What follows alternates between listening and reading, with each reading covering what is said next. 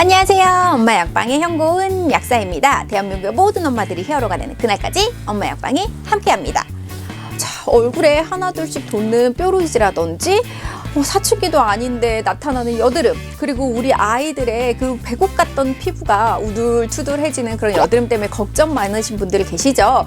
그런데 제품도 너무 많고 광고를 보면 광고하는 제품이 좋아 보이기도 하고 어떤 거를 선택해야 될지 고민이신 분들, 오늘 엄마 약방에서 그 해답을 알려드리겠습니다. 여드름이라는 거는요, 얼굴이나 목, 등, 가슴 이런데 면포나 구진이라든지 이런 게 생기는 건데요. 사실 그 피지들이 그 분비가 돼야 되는데 그 피지가 나올 수 있는 그런 모공이 막혀서 염증이 생긴 피부 질환입니다. 그래서 피지 배출이 잘 안 되기 때문에요, 모낭에 염증도 생기고 세균이 번식하기도 하는데요. 흔하게 좁쌀 여드름이라고 하는 거는 그 모공에 피지가 막혀 있는 상태, 초기 여드름이라고 하고요. 면포가 생겼다고 합니다. 그 단계를 넘어가면 염증으로 좀 붉어지는 여드름이 생기죠. 약간 딱딱하기도 하고 만지면 되게 아픈데 압출하려고 해도 사실 압출이 잘 되지 않는 그런 상태, 그거는 구진이라고 하고요. 그 단계를 넘어가면 이제 잘 여물죠. 하얀 고름이 맺혀 있는 상태, 염증으로 심해진 고름이 딱 차 있는 상태를 말하는데요. 그때는 압출을 해줄 수 있는데 압출을 잘못하게 되면 쏙 파이거나 상처가 생기고 흉터가 생겨서 좀 덧나기도 하죠. 그 상태를 농포라고 합니다. 그 다음이 되면 결절이나 낭종이라고 하는데요. 아주 고름이 피부 안쪽 깊숙한 곳에 새겨서 염증이 좀 딱딱해지고 깊은 덩어리가 있는 단계입니다. 그래서 이런 단계까지 이제 4단계로 구분을 해볼 수가 있습니다. 그래서 첫 번째 그 초기에 좁쌀 여드름은 주로 T존 부위에 많이 생기기는 하거든요.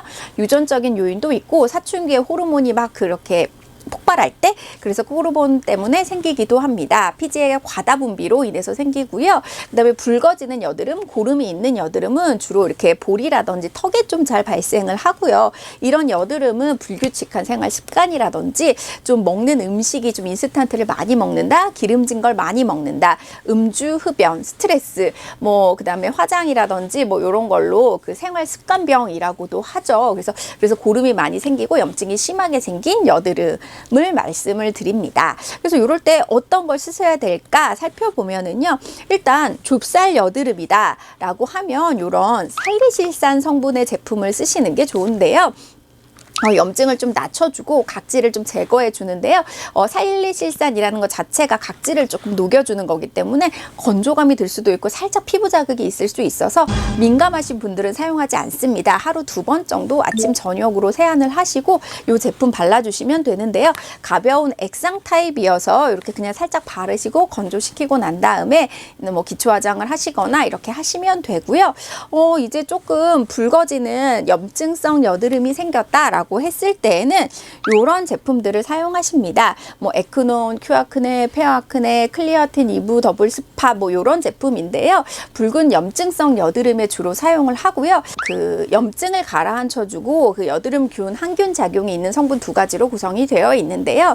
피부에 사용하는 이부프로펜 성분인 이부프로펜 피크놀 성분과 그 다음에 항균 작용을 하는 이소프로필 메틸페놀이라는 성분이 들어가 있는데요. 이 모든 제품에 이부프로펜 피크놀은 30mg가 들어가 있는데요. 이 에크논에만 항균 작용을 하는 이소프로필 메틸페놀이 10mg 들어가 있고 페어아크네와 큐아크네는 3mg가 들어가 있다는 점이 차이가 있어서 염증이 좀 심한 분들은 에크논 제품을 사용을 하시는 게 좋고요. 염증이 그렇게 심하지 않다라고 생각하시면 어느 걸 쓰셔도 무방합니다. 얘가 다른 제품에 비해서 상대적으로 자극감이 덜하기 때문에요. 하루에 여러 번 다 사용을 하셔도 되는데 화장을 하고 이거를 사용을 하게 되면 그 화장품 그 자체가 또 모공을 막을 수 있기 때문에 아침 저녁에 맨 얼굴에 사용을 하시거나 중간에 덧바르실 때는 그 부분만 살짝 화장을 지워내고 발라주시는 게 더 좋기는 합니다. 그 다음에 마지막 제품은요, 고름이 생겨 있는 것들, 짜야 되는 상태, 그 다음에 염증으로 아주 많이 붉어진 그런 그 여드름에 사용을 하는 게 이런 토클리어 겔이나 파티마 겔이라고 할 수 있는데요. 과산화 벤조일 성분이고요. 이 제품 같은 경우는 2.5 낮은 것과 5% 높은 것까지 있어서 그 상태에 따라서 사용을 하시면 되는데요. 목용 후에 좀 작용을 해서 피부 유분감도 좀 조절을 해주고 여드름균도 죽일 수 있고 각질을 제거하는 작용을 하거든요.